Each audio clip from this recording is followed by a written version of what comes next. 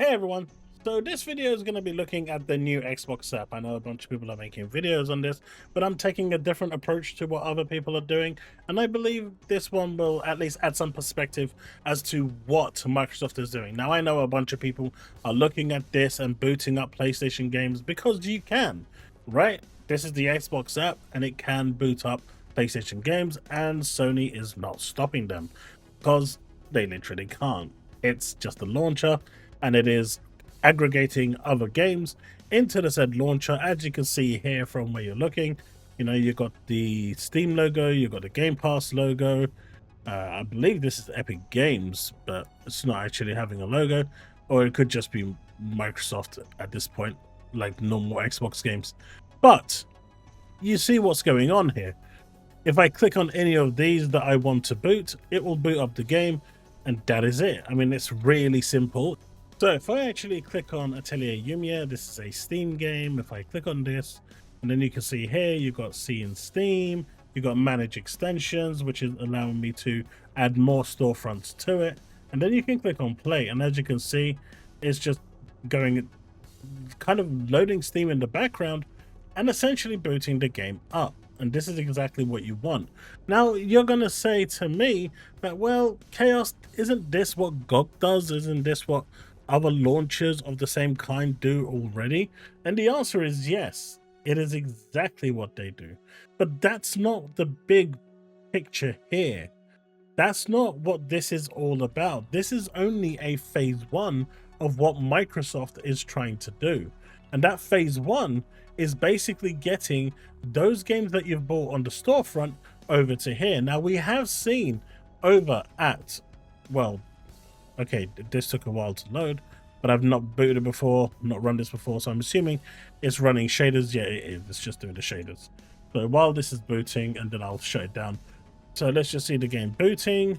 And there you have it, Atelier Lumia, which is running on Steam. Yes, I want to skip this for now. I just wanted to get to the point where I can actually just play the game.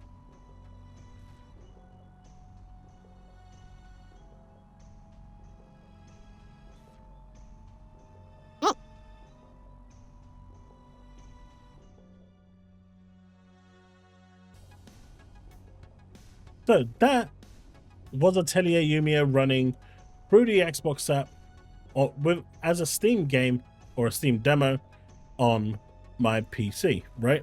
But people are like, I know what you're going to say. I've just said this before, but Chaos, you can do this as well with the GOG launcher.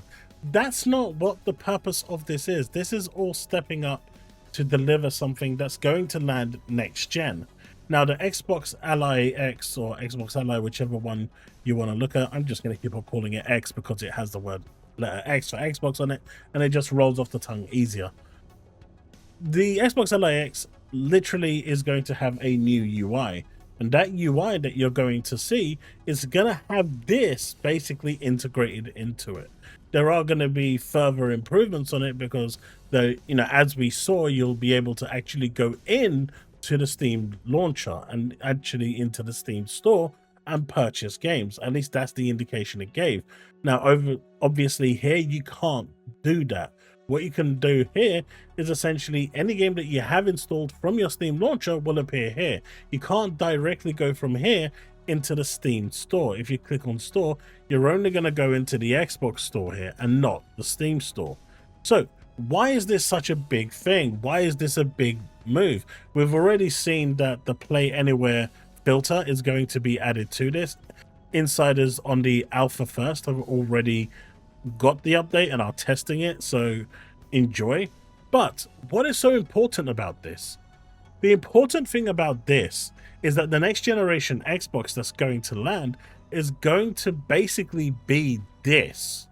Now, they've already said that they're gonna do, from a hardware level within the new AMD chipsets, backwards compatibility. Now, that would obviously include OG Xbox 360, Xbox One, and most likely the Xbox Series S and X, because the next generation Xbox is going to be a new one. So Series S and X would be retrocon, right? So it would be previous gen. So it would need to be in there in some fashion. So you're going to be able to use this same kind of layout to be able to play those games. But at the same time, you're going to be able to play your PC games as well. It is going to function as a cross-console, cross-hybrid PC. And essentially, you're going to be playing PC games, but for those of you that have those retro games on your console, you'll be able to play those too. The big thing about this isn't what it's doing now, but what it's going to do next year, if the next generation console launches next year. That's when this is going to shine. Even when the Xbox LIX releases, it's not going to be the full picture.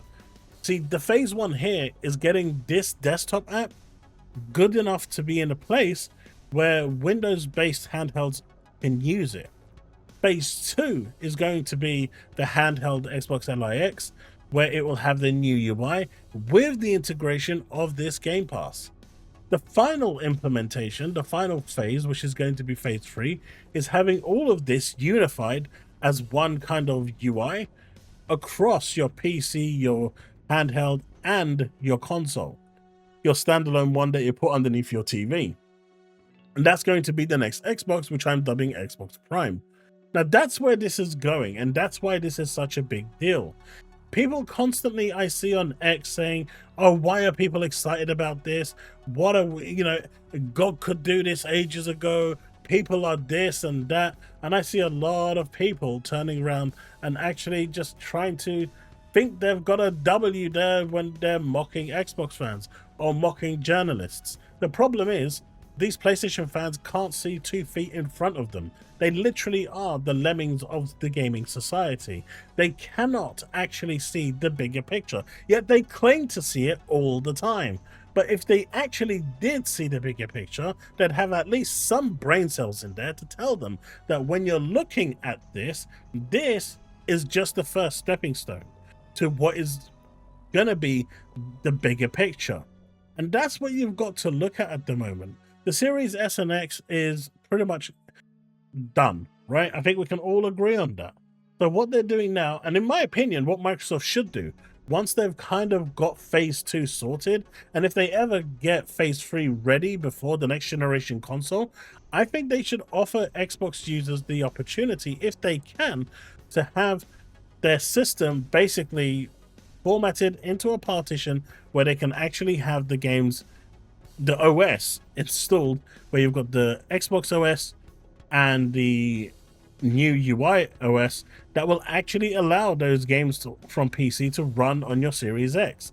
Now, will this mean that it affects the actual sales of the next Xbox? It does, but Microsoft doesn't care about that. In fact, it could give them a really nice boost to their Series consoles. Make this a feature only for the Series X, because the Series S won't be able to handle this, but it's something that they can offer, and something that, in my opinion, they should do. But the bigger picture here isn't this. The bigger picture is that when this and the Xbox UI come together, and the backwards compatibility module from AMD that Microsoft is working with AMD in order to get this to kind of meld everything together, is going to give you a UI, is going to give you a platform that will play your Xbox games, your PC games, and PlayStation games all under one roof. That will mean games like Half-Life Alyx can be played on your Xbox. That means games like Spider-Man can be played on your Xbox. Now, some of these might not be day and date, but with the way Sony is going anyway, it won't be long before they start going day and date with PC. Give it a couple more years. Everything is kind of headed that way because they need that PC money. If they didn't, they wouldn't be releasing on PC in the first place. After all, they said they wouldn't even be releasing a single player game day and date on PC, yet Lost Souls Aside, which is a fully PlayStation funded and published game, is being released day and date on PC, which means that if this setup was actually available right now on the Series X, you could play Lost Souls Aside, which Sony money hatted, day and date on your Xbox. That's where the power of this console is going to come in, and this UI. Right now, this is really cool and it's really nice, but it still has its problems. I want to be able to create folders here. I've at the moment got most recent and installed, but I want to be able to have folders that I can categorize. And I think that's still within the phase one. So phase one still isn't really done yet, and this still needs quite a bit of quality of life to get to where it needs to get to. But is this like a really cool phase one kind of, this is where we're going? They've started the journey, and now we know what the end goal is. It's just how long it's going to take them to get from phase one to phase three. And that's where I'm excited about. I like new tech, and I like it when companies do these sorts of things. I actually used GOG for a while. I just didn't like the implementation of it. This one just kind of dumps all your installed games. GOG actually just gives you everything, right? Whether they're installed or not, if I'm not mistaken. This one doesn't, and I think it should. It should give you that option that if you want to install it, you can install it. So there's still a few things here, like being able to see your games that you haven't installed, being able to categorize your games. I know there's, you know, genres here that you can actually filter your games for, like role-playing, and if I click on apply, it's going to give me all my role-playing games, right? Yes, I know there's a bunch of Final Fantasy here. Deal with it. But, right, what if I want to add like a folder here that says stream games, or RPGs I want to play next, games I want to play next, and I just want to categorize those like I do on my Steam launcher. I can't do that right now, and I think that's part of the, you know, quality of life features I'm talking about, where it feels like it's just not there yet. But this is a great phase one, and I'm looking forward to seeing when the Xbox LIX launches what that phase two looks like, because that has me excited. And then ultimately, when the Xbox launches potentially next year, that will be phase three, and that will be the culmination of everything coming together, delivering a package that is awesome. You'll basically have the Infinity Gauntlet in one place. It'll play everything. With the caveat that some games from PlayStation might not be day and date. But you know what will be day and date? All their multiplayer games.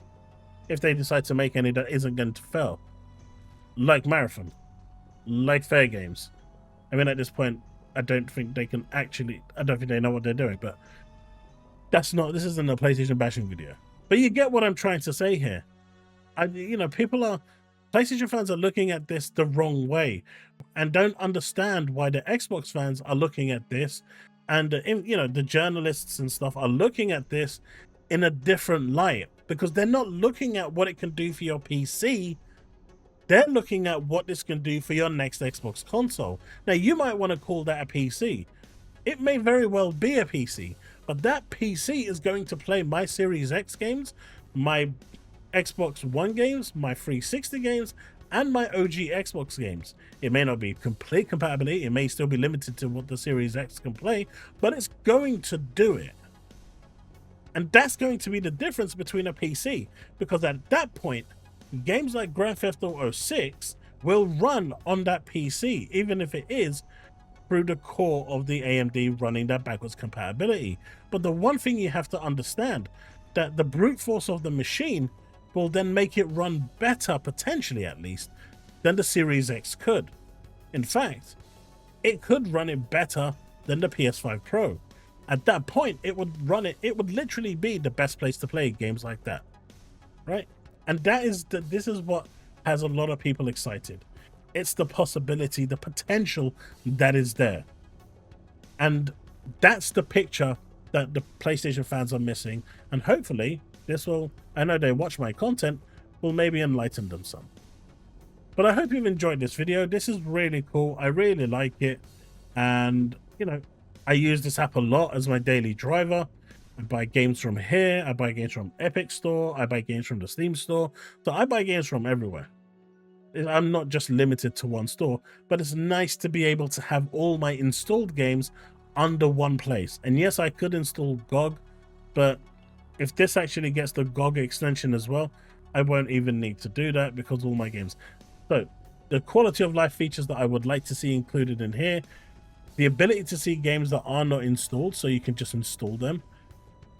folders, and really that's it. Folders so I can categorize my stuff. Those are the two that I would like to see, and hopefully they will get to it.